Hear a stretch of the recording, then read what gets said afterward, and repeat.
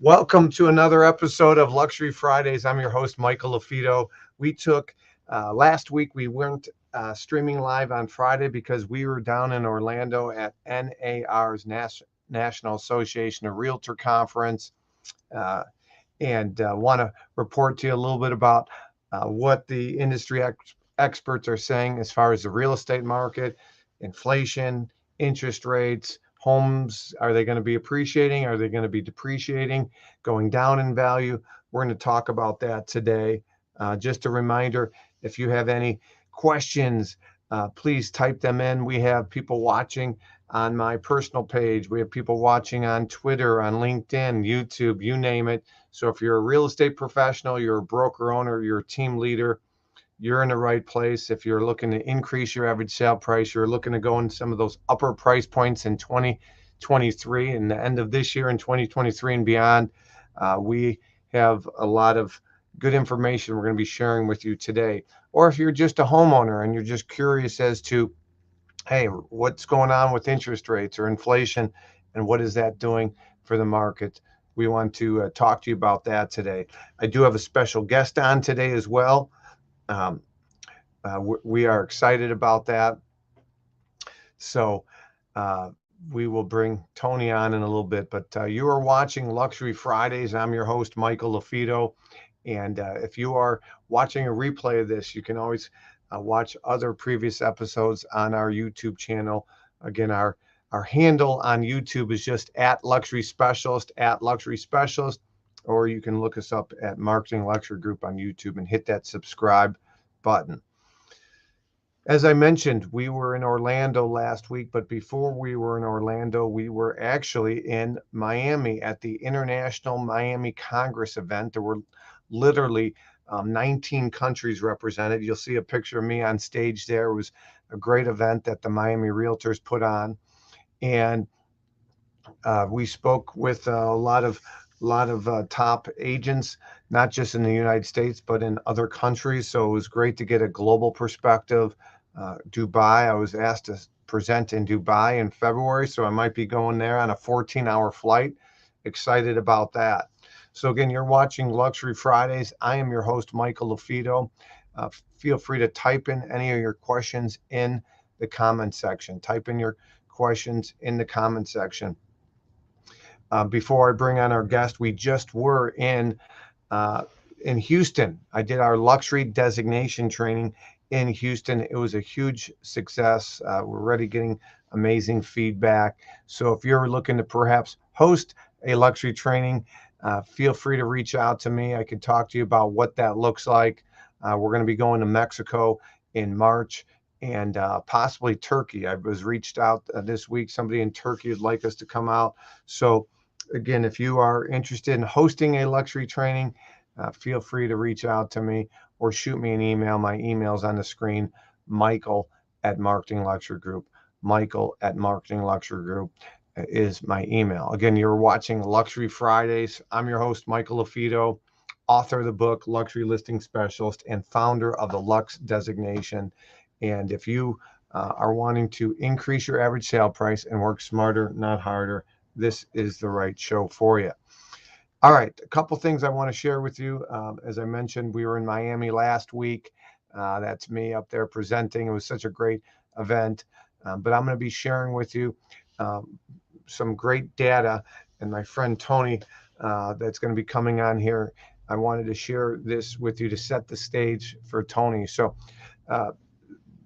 we're going to be sharing with you kind of what the industry experts are saying, what lies ahead, end of 2022 and next year, 2023, real estate wise, interest rate wise. Last week, I was able to present at this event in Miami, and the Chief Economic Officer for the National Association of Realtors, Lawrence Yoon, was there, and he shared these slides with us. And the percent of homes that were foreclosed or short sale on is still relatively low compared to what it was when the housing crash of 12, 14 years ago, where a third of the homes that were selling were short sales or foreclosures. We're nowhere near that yet, but my next guest will talk about where we are headed. But before we talk short sales and foreclosures, I do want to talk to him a little bit about his experience at NAR, I should say. And so, with that being said, I am going to bring on our special guest, joining me from Florida, Tony Martinez. How you doing, Tony? Hey, Michael, how are you? Listen, I want to say, first of all, thank you for letting me be on your show again. It's a huge honor. And congratulations on everything you're doing. I think you are the hardest working speaker in the industry, man. Every other day, you're in a different location. And I thought I was working hard, but man, you put me to shame. You're doing No, great, brother. no, thank you. Thank you for that. You know, we do a lot of travel. I luckily have a supportive family behind it, but yeah, we've been doing a lot of travel this fall. And I think no matter what you do, if you're watching this and you're not a broker or a real estate agent, being a master in your craft and having your finger on the market and markets, not just locally, but globally, because that can affect your local market is so important. And so, uh, you you were at NAR last week. You actually had a Yep, booth. You are the owner of the CDPE Certified Distressed Property Expert designation. You're relaunching it, doing some really great things there. So if you're an thank you. agent Yep, and you want to have a finger on that pulse, in other words, short sales and foreclosures, and there's the old adage, riches and niches, then you're going to want to check out the CDPE. And what's the website for that, Tony? Just uh, CDPE? CDP.com Yeah. makes it real simple. Yeah, so you'll check out cdpe.com. I just put it in the comment section. So make sure you check that out.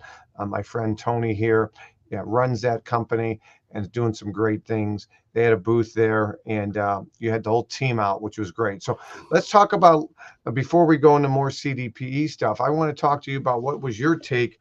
I know the tropical storm Nicole rerouted some flights, and last Thursday, which I believe was the 10th.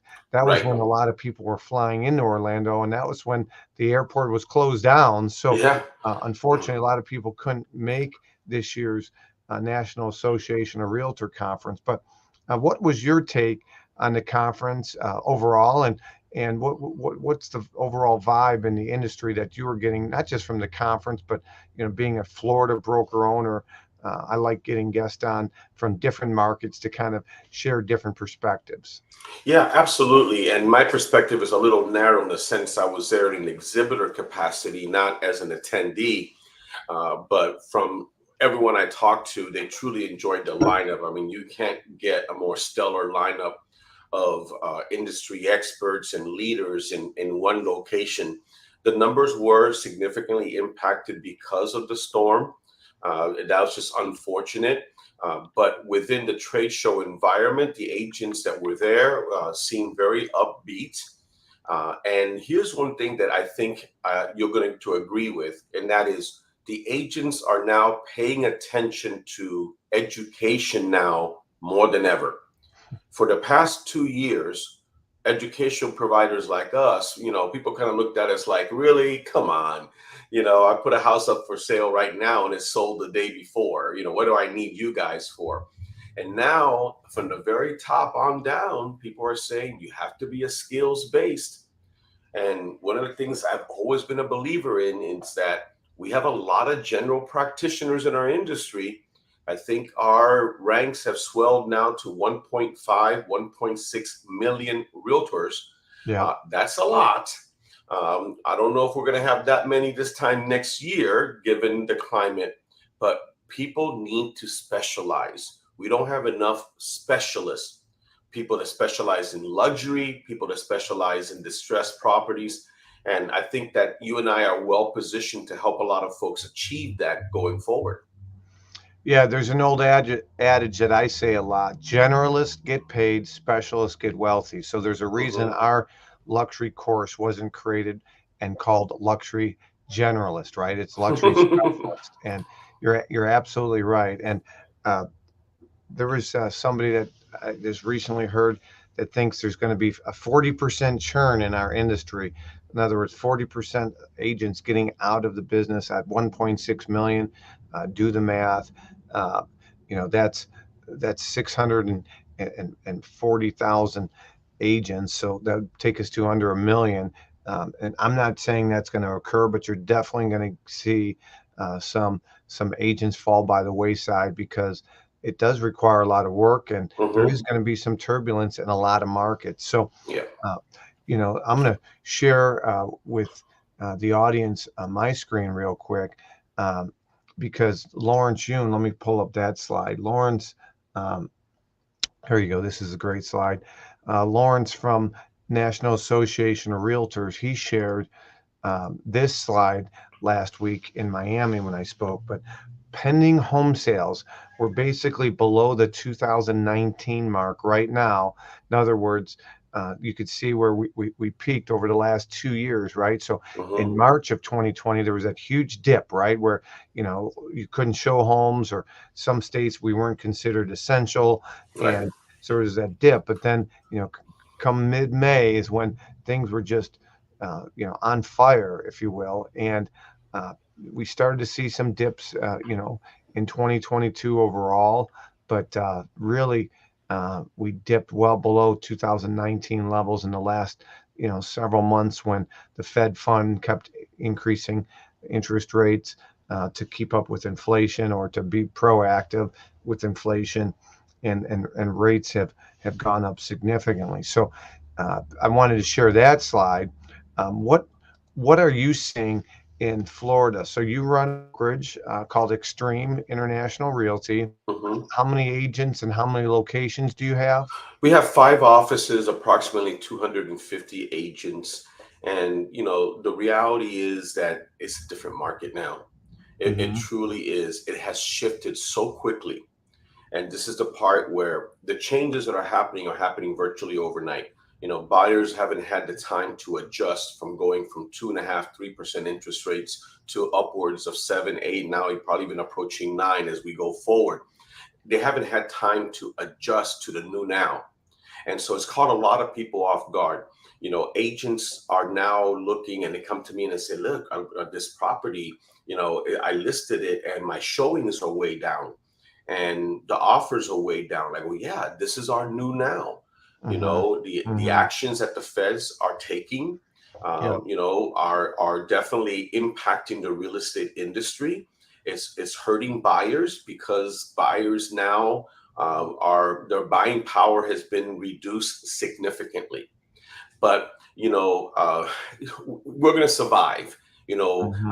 I got my license in the late 70s in California when interest rates reached 17 and 18%. Hmm. And try Hmm. to tell that to folks that actually happened. They tell you like you're telling them a fairy tale. Right. See, what we know is that a significant percentage of the agents in our business have never even experienced a market of interest rates over 5%. And many of them weren't in business back in 2008 when we had the Great Recession and the mortgage catastrophe that we had. So there will be a thinning of the herd. I don't see that as a bad thing. I think that consumers are going to be better served, and that the agents that are engaged and active and producing are going to be the ones that are going to survive, and the consumer is going to get the best possible representation. That's a great point. This next image I'm going to put on the screen basically is a predictor. Lawrence Yun, Chief Economic Officer, last week in the Miami International Conference that I presented at, talked about home prices. Do you see home prices going up, staying stable, going down? That's a $1 million question, right? But I think it is so specific to your specific market. So if your market was, the Austins of the world, right? The San Franciscos of the world, different markets in California and Florida that just saw appreciation over appreciation. I Mhm. had a gentleman on from Austin, Texas, earlier this year, and he talked about a home that typically was in his neighborhood selling 600,000 to 800,000 pre-pandemic was going for 1.6 million. It doubled in price in 2 years. So those types of markets, Lawrence thought that home prices like San Francisco could depreciate 10% over the next year. Mm-hmm. But in markets that were relatively, seeing appreciation, but not at these historic double-digit appreciation values, he thought they could be stable, hold value, maybe go up slightly, maybe go down slightly. But, the markets that really saw huge gaps in inflation and doubling in price, he definitely sees that those markets will suffer during the next 12 months or so. And NAR he shared with me the nationwide forecast as far as the middle column is what I want to focus on. Home price, we call that appreciation or depreciation or stable. So 19, that market was pretty healthy, and then the pandemic hit, and everybody was starting to freak out, saying, "Oh, figures, we had a great year last year. We're starting out 2020 strong," and then the pandemic hit. But overall, in 2020, home prices appreciated by 9.1%, according to NAR. Last year was the highest appreciation I could ever remember, 16.9%, because rates were so low. And then look at this past year, still really strong. But the prediction is next year it's pretty going to be even, but not negative. The number of sales is going to be down, but that's what's helping us right now is still a limited number of supply, which helps with demand. Now, international buyers is still low overall compared to 2018. 2020, 2021, right? People still couldn't move around because of travel restrictions. So international buyers, non-residents has decreased, and hopefully we'll see a little bump in that. Inventory is still really low. So look at the last 22 years, number of homes, $2 million. This is, not $2 million, 2 million homes, okay, on the market at any given time. That's inventory. So you saw a dip a little below that, and where we've been at the last 3 years, Tony, is below that 2 million, although it's coming up a little bit. So this is data that you probably love because, being with Certified Distressed Property Experts, CDPE, you're probably seeing a lot of this data yourself. So I just want to share some of this. But I'd like to talk to you about distressed properties, homeowners that can't keep up with payments. For those of you that are watching, I have on here Tony Martinez, and your official the owner. What's the official title with CDPE? It depends. It depends on the day of the week. Owner's good, proprietor is pretty cool. Lead instructor, head janitor, you name it. We do it all. Yeah. Yeah, this guy does it all, is right. So Tony, with CDPE, you can check it out, cdpe.com. And this gentleman here is the founder of it. Well, I shouldn't say the founder of it. He's the new owner of it. The founder was Alex Sharfin, and he built a pretty impressive company. And you are doing some great things with it. I'm excited to see where you take it. I know it's going to be to new heights, and you're offering different branded websites and various stuff. So you have the CDPE and the CDP Advanced. But tell me a little bit about what you're seeing with homeowners not being able to keep up with payments. We call those short sales when they've been 90. It's typically a Liz Pendens is when they've missed 3 consecutive payments. Is that correct? It varies from state to state. So what happens is the short sale process is very state specific. So for example, Florida is a judicial state and everything goes through the courts. And then you have states that are judicial and non-judicial. So what happens is I always tell my students, I go, look, I'm going to teach you how to engage distressed homeowners because they're all suffering from the same issues, regardless of what state they're in. But when it comes to how the process is done, that is a state-specific issue. Now, federal law dictates that a servicer cannot initiate foreclosure action against a borrower until they're at least 120 days in default. So that buys people 4 months. Anybody can have a bad month. The servicers are not going to jump to initiate action against someone, even without that federal law, in a short period of time, because they want to see if they can give people a chance to recover. But what we're seeing across the board right now is just the beginnings of what I think will be a tsunami of foreclosures coming. Now, it's not a popular position. I joke that I'm not the guy you invite to a party because I'm going to be, people are like, say, man, you're such a downer.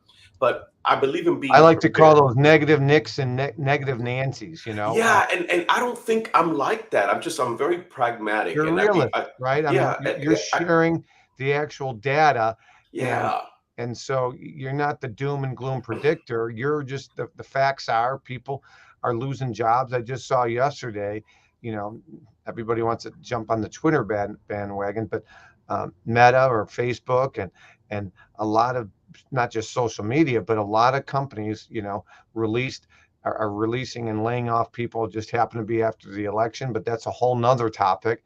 Uh, Hmm. and you're seeing a lot of layoffs, and Yeah. with layoffs, people can't make payments, and so what are some of the factors that lead into people not making payoffs besides the obvious they lost their job? I teach a whole segment on this, when I'm trying to give people what's happening. I say, okay, so here's what's going on, right? You got inflation. People are paying significantly more for just about everything. About 60 to 62, 63% of Americans live paycheck to paycheck. And many of them never make it from paycheck to paycheck. They go to the advanced places, so go ahead and give them an advance against their future paycheck. So Yeah. when you have people that are barely getting by and all of their household expenses are going up, and it's not just food, it's not just gas. You have people's homeowners insurance is skyrocketing left and right. Homeowners associations, since they're paying for more for just about every service that they provide, lawn care, pool care, whatever, they're jacking up their prices to the homeowners. Since property values have gone up significantly, property taxes have gone up. Right now, you're headed into the winter time, and you have people paying more for heating and lighting. I heard a report recently that millions of Americans are behind, or at least 1 or 2 or 3 months behind on utility bills. Really? And we've seen consumer debt skyrocket. We had one of the highest increases in history, over $350 billion in consumer debt. People are living off their credit cards. Personal savings have gone off a cliff. We had started to do better during COVID, and now people are going through their savings at a pretty big clip. Then you add to that people are tapping the equity in their homes by taking out HELOCs. Wow. And then you see a Black Knight report that came out about a week and a half ago that we lost over $1 trillion in equity from our business because of the price reductions that we've seen. So, guys, I'm telling people there's a whole lot of factors that are starting to line up here. And I'm not saying it's going to be as bad as 2008. I've never said that. But it doesn't need to be that bad for it to be bad enough to every single individual that's going through it. Oh So, yeah, right. Like you can't minimize it. It's like, you know, uh, COVID deaths way down or whatever it is. Well, tell that to the person who just lost yeah. a family member, right? So that's a good point. Now you just read off a bunch of great data. Uh, do you have any kind of cheat sheet? Do you have any kind of resource for those that are watching that want to find out more about, short sales, the data, not the uplifting data, but unfortunately hey, like Wayne Gretzky says, don't go to where the puck is, go to where it's going, right? Like Exactly. so staying ahead of the market. So if you have these difficult conversations with your seller clients or potential clients, you know, the more data you have based on actual facts, now it's not just personal opinion or I think or maybe Hmm. or ify washy. Like that's what an advisor does. A trusted advisor is seeking the best information so that their client can make a sound decision. So uh, Do you guys have some kind of Facebook group, or for We maybe do. people that aren't ready yet to get the CDP designation or anything? Yeah, absolutely. So my YouTube is now just starting to go. I don't even have a fancy handle on it yet, but Grab if that, by the way. For yeah. those of you that are watching, YouTube, 2 weeks ago, I got an email from them that they just have handles now. So, like on Twitter at, whatever. Uh, so go make sure you grab that, Tony. Yeah, I'm on And it, right? Okay, in fact, I gotta go. I'm gonna do it yeah, right now. So yeah, yeah, the, yeah. but Bye. yeah, if they Google the CDPE or if they go on YouTube and do CDPE, I'm almost every week I'm doing a distressed property update, and this is where I share a lot of this data, and I get a lot of my data from Adam Data, and I go Black Knight, all of these folks every day. There's reports coming out. But now that I'm engaged in this segment, I pay much closer attention to it than Yeah, ever before. And what I've been telling people is this is just the beginning. The layoffs are going to continue. The recession is going to deepen. And, we started seeing it in the tech sectors right now. And we're going to see it now spread. You saw that, many other industries are going to start cutting people back because so many of them hired so many people during the pandemic. They didn't really start to lessen it after the sales started coming down. So what I'm really trying to do, and here's what's happening, Michael, is you're in a wonderful segment. I always kid that I wish my designation was as sexy as yours. Because what happens is luxury is sexy, man. There's just nothing sexy about distressed properties. But I tell people it's not a crowded area either. Most agents just simply don't understand it.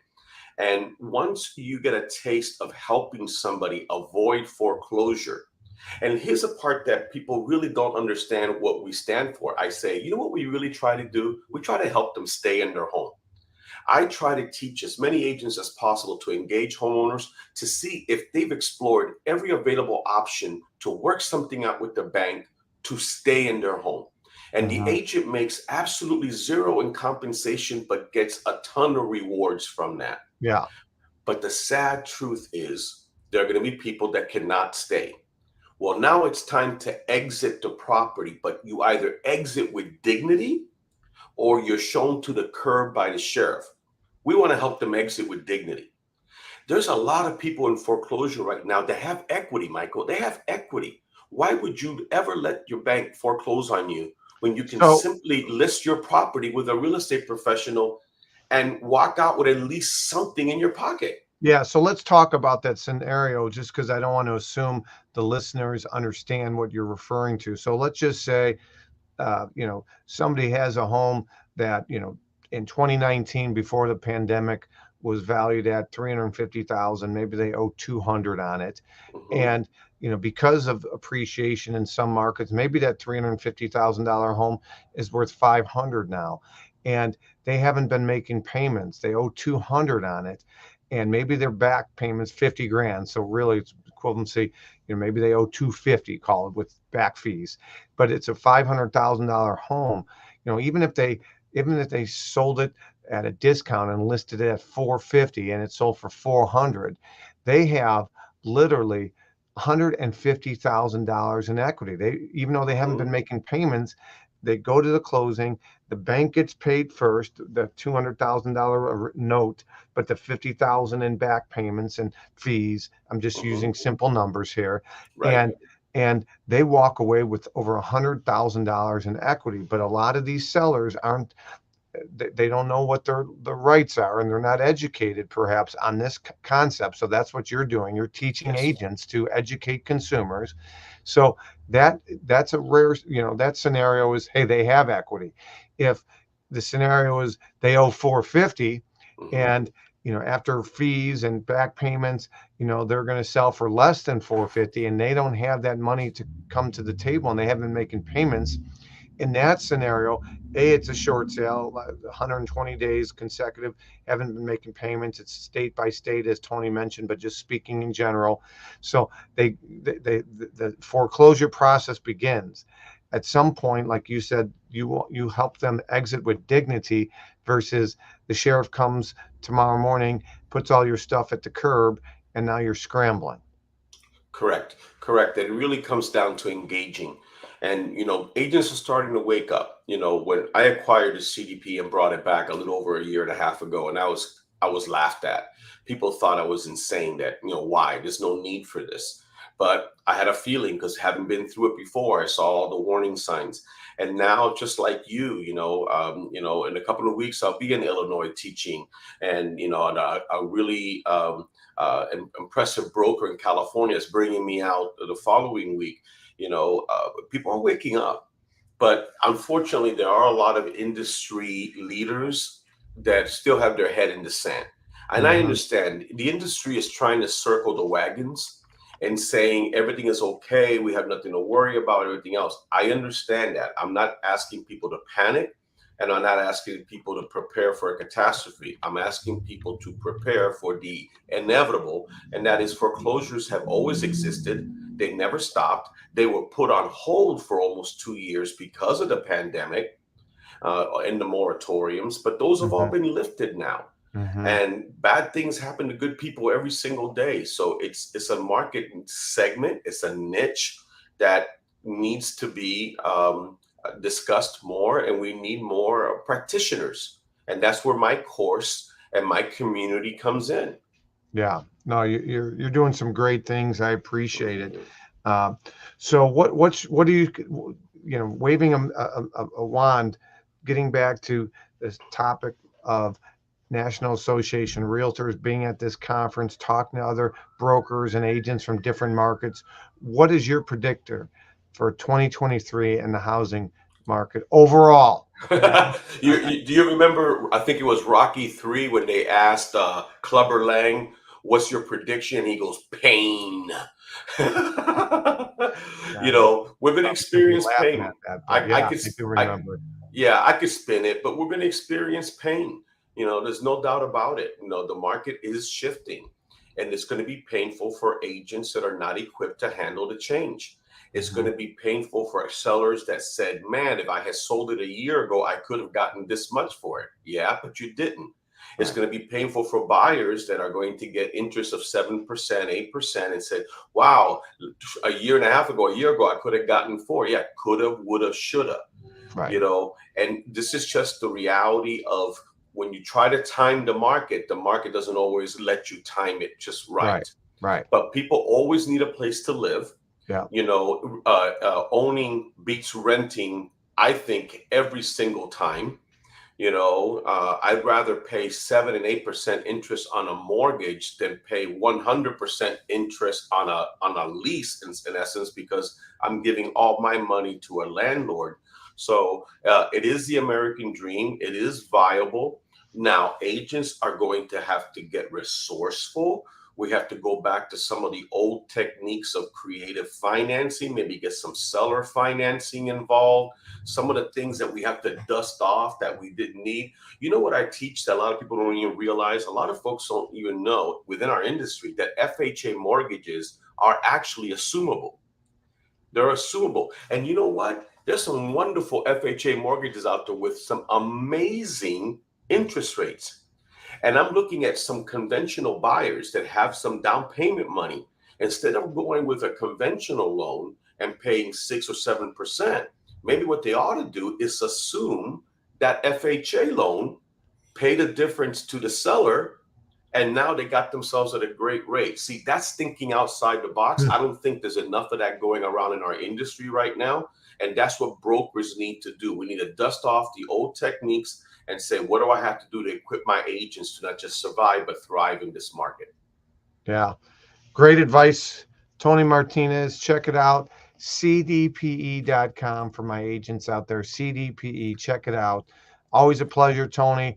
I appreciate you, and I'll circle back with you next week about some other stuff. Okay. All right, brother. Thank you so much. God Hey, bless. Thank you for all you're doing. Hey, hey, happy thank you. Thanksgiving. Hey, you too. Enjoy. Thank you, sir. All right, Tony Martinez, there was CDPE. The next slide here I have on here is from the Federal Reserve fund rate. So maybe you've heard about interest rates and the Fed. the Federal Reserve increasing, I think, 4 consecutive months now by 0.75 basis points or 3%. We went from 1% up to 4%. And as you can see, way back in 2000 or when the market crashed, we were even higher. So I do think to fight inflation, you're going to see the Fed fund interest rate increase. But again, that's different from mortgage interest rates. Don't get the two confused. The other side, oh, there's me. I'm going to be going to Dubai, hopefully, in February. And then this is just some good mortgage stuff as well. So I wanted to share with you some good visuals when it comes to the current housing market that we're in and what the experts are saying as far as what's coming down the line. So I hope this was helpful to you. Again, next week, it's going to be Black Friday, next Friday.